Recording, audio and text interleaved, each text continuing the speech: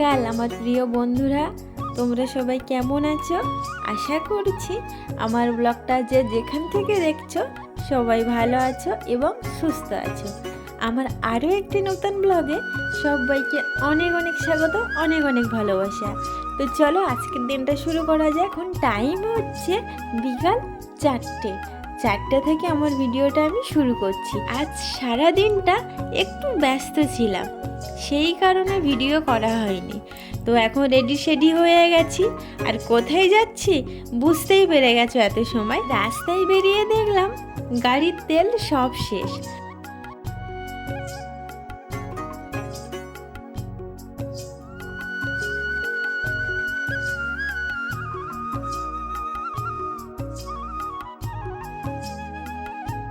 গাড়ির তেল ভরে এদিকে চলে আসলাম বোট ঘাটে।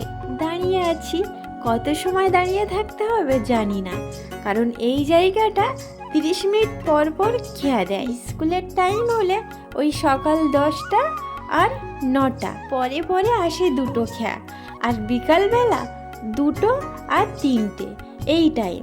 কিন্তু আমরা যাই অন্য পথ দিয়ে। আজকে এটাই আসলাম, এটা একটু তাড়াতাড়ি যাওয়া যায় সেই কারণে।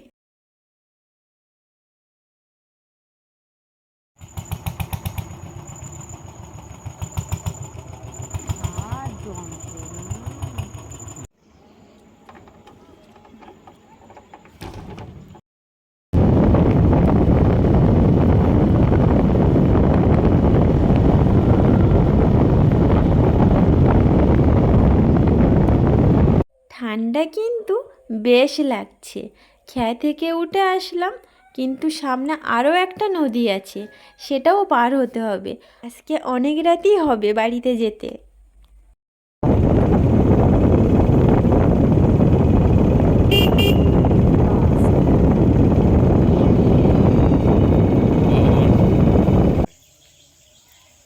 শুভ সকাল আমার প্রিয় বন্ধুরা, তোমরা সবাই কেমন আছো?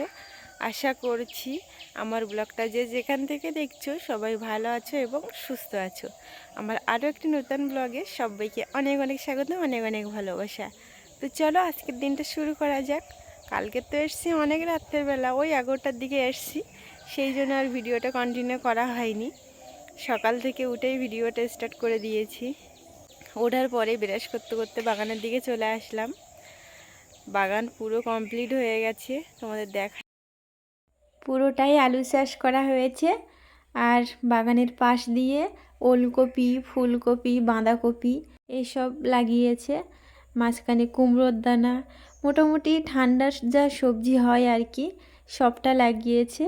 আর এ সাইডে আছে লাল শাক, পালং শাক, মূলো, ধনেপাতা, মানে যা যা হয় আর কি ঠান্ডার সময় যেসব সবজি। আমাদের গ্রামের দিকে কম বেশি করে ঠান্ডার সময় সবার বাড়িতেই শীতের সবজি হয়। বাজারে নতুন নতুন সবজি উঠছে, এখন দাম যা সবজির কি বলবো, বাজার পুরো গরম হয়ে আছে। এখন কিন্তু সবার বাড়িতে লাল শাক খাওয়া শেষের পথে, তবুও বাজারে যা সবজির দাম, বিশেষ করে লাল শাকের দামটা বেশি আমাদের এখানে। তো যাই হোক, এখানে আমি সাউন্ডটাও অফ করে দিয়েছি, কারণটা হচ্ছে আমাদের পাশের বাড়িতে একটা অনুষ্ঠান হচ্ছে, এবার মাইক হচ্ছে, সেই কারণে আমি সাউন্ডটা অফ করে দিলাম। এবারে বাড়িতে যাব, সকালের খাওয়া দাওয়া তো আছেই। আর বাগানের দিক থেকে যেতে একদম ভালো লাগে না, কারণ এই জায়গাটা না অনেক কিছুই মনে করিয়ে দেয়, ছোটোবেলার অনেক মুহূর্ত, কত ভালো ভালো। তো যাই হোক, বাড়িতে চলে আসলাম। আর এই মাছটা দেখছো, এটা কিন্তু বাজার থেকে নিয়ে এসছে বাবা। এদিকে আমরা সকালের টিফিন করছি, রুটি আর তার সঙ্গে আছে মিষ্টি। এদিকে মাছ কাটছে। জানো তো, আমাদের বাড়ির পুকুরে এর থেকেও অনেক বড় বড় মাছ আছে, কিন্তু এবারে জেঠু বাড়িতে নেই, কারণ জেঠু বাড়ি থাকলে চন্দন, জেঠু সবাই মিলে পুকুরে জাল ফেলে মাছ ধরে। এই মাছটা 4 কেজি 800 এরকম ওজন হতে পারে, আমার ঠিক জানা নেই। এই যে লাল শাক দেখছো, এটা কিন্তু আমাদের বাড়ির লাল শাক। মোটামুটি এখানে যা সবজি আছে সব আমাদের বাড়ির, শুধু আলুটা বাদ দিয়ে, আর মাছটা ছাড়া। আলু আর মাছটা এই দুটো কেনা, কিন্তু আর যা যা আছে সব বাড়ির। আমাদের এদিকটা চিংড়ি মাছের কেজি 60 টাকা কেজি, আর আমরা যেখানে থাকি ওখানে চিংড়ি মাছের কেজি 90 টাকা করে, কিন্তু আমাদের ওই দিকের থেকে এদিকে চিংড়ি মাছ কিন্তু বেশ বড়ই আছে। চিংড়ি মাছ এখন কাটা হচ্ছে। হ্যাঁ বাড়ুন না, তুই বেশি নড়িস না, আমি পড়ে যাবো, কেন বেশি জায়গা নেই যান, বুঝেছো, পড়ে যাবো দুম করে। তাহলে তোমার লস। হ্যাঁ হ্যাঁ, ওই ওই ঠিক আছে। সুন্দর মাথাটা বুঝেছি, জামাই না ওরে মাথা জামা কখন বলে যাও। এ ধান কাটা গাড়ি বোন নেই, ও মালিকই তো বলে তাজা তাজা রক্ত বেরোচ্ছে। ও সত্যি জ্যান্ত মাছ, এ মাছটা কাঁদতেছে, এ মাছটা কাঁদতেছে, মাছটা কোনো মরি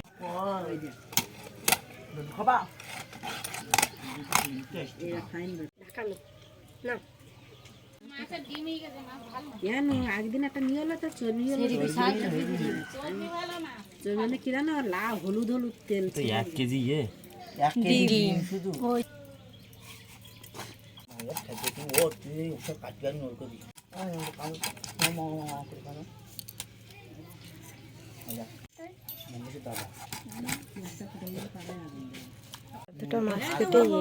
মাছের ডিম হয়েছে 1 কেজি।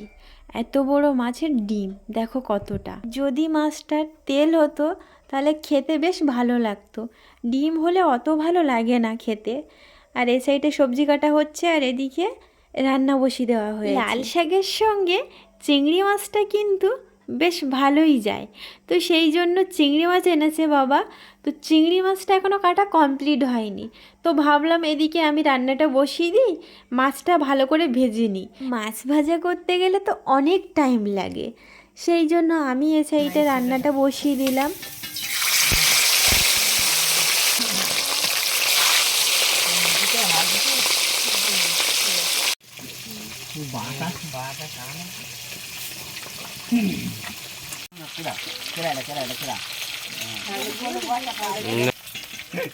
তুলে তো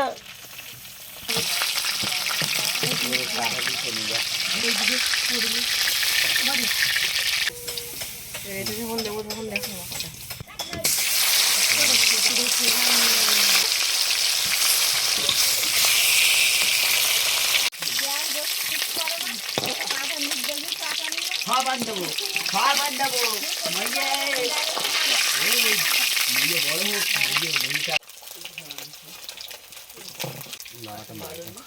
দাও ব্যাস। ওই সবুজ কালারটা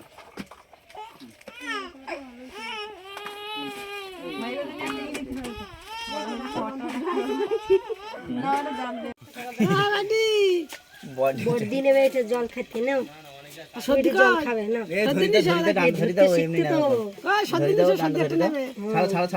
ফেলি ফেটি দিনে ধরেছে দেখো মাথাগুলো আগে দেবো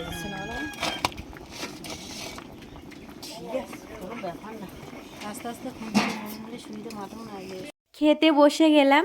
দুপুরবেলা রান্না হয়েছে বাঁধাকপি আলু চিংড়ি মাছ, আর লাল শাক আলু চিংড়ি মাছ, আর হয়েছে মাছের ঝাল। তো এই সাইডে দেখো কটবেল মাখা খাবো। খাওয়ার পরে বাড়ির গাছের বেল কিন্তু, আর এই বেলকে অনেক রকম নামে ডাকি, আমরা কিন্তু কটবেল বলি। কত সুন্দর পেকে গেছে দেখো বেলটা, আর খেতে কিন্তু দারুণ। আমাদের বাড়ির গাছের বেল কিন্তু মিষ্টিও আছে। বেল মাখাবো এবারে। আসল কথা কি বলো তো, বাড়িতে আসলে না ভিডিও করতে অত ভালো লাগে না, সবাই থাকে, সবার সঙ্গে আনন্দ করব না ভিডিও করব বলো, সেই জন্য সব ভিডিও করা হয় না। তো যাই হোক, এ সাইডে বেল মাখাটা দেখো কত সুন্দর হয়েছে। সন্ধ্যাবেলা কিছু তো খেতে মন চায়, তাতে আছি বাড়িতে সবাই মিলে একসঙ্গে, সেই জন্য চিকেন পকোড়া খাবো। তো এখানে আছে 500 চিকেন। আমি যেভাবে বাড়িতে চিকেন পকোড়া বানাই সেইভাবেই আজকে খাবো। এখানে কিন্তু বেশি কিছু দেওয়া নেই, হলুদের গুঁড়ো দিয়েছি, একটু লেবু রস দিয়েছি, আর জিরের গুঁড়ো, ধনের গুঁড়ো, আর দিয়েছি লাল লঙ্কার গুঁড়ো, আর ঝাল ঝাল হওয়ার জন্য একটু কাঁচা লঙ্কা কুচি করে দিয়েছি, আর ডিম দিয়েছি, আর দিয়েছি কর্নফ্লাওয়ার। তো ভালো করে মেখে নিয়েছি। এই সাইডে কড়াইটা বসিয়ে দিয়েছি, তেলটা একটু হালকা গরম হলে আমি পকোড়াগুলো দিয়ে দিলাম। কারণ বেশি গরম হলে পকোড়ার বাইরেটা পুড়ে যাবে আর ভিতরটা কাঁচা থাকবে। সেই জন্য একদম হালকা আঁচে হালকা তেলে ভাজতে হবে এগুলো। তো খেতে কিন্তু বেশ হয়েছিল, দারুণ হয়েছিল, বিয়েবাড়ি যেমন করে তেমন হয়েছিল একদম। বাড়িতে আমি এভাবেই পকোড়া বানাই, খেতে কিন্তু দারুণ হয়। সন্ধেবেলা চায়ের সঙ্গে তো জমে যাবে। দেখতে দেখো কত সুন্দর হয়েছে, খেতেও কিন্তু দারুণ হয়েছিল। ভিডিওটি বড় করছি না আর, এখানেই শেষ করছি। সবাই ভালো থাকবে, সুস্থ থাকবে। দেখা হচ্ছে নতুন কোনো একটা ভিডিওর সঙ্গে। ততক্ষণের জন্য সবাইকে টাটা।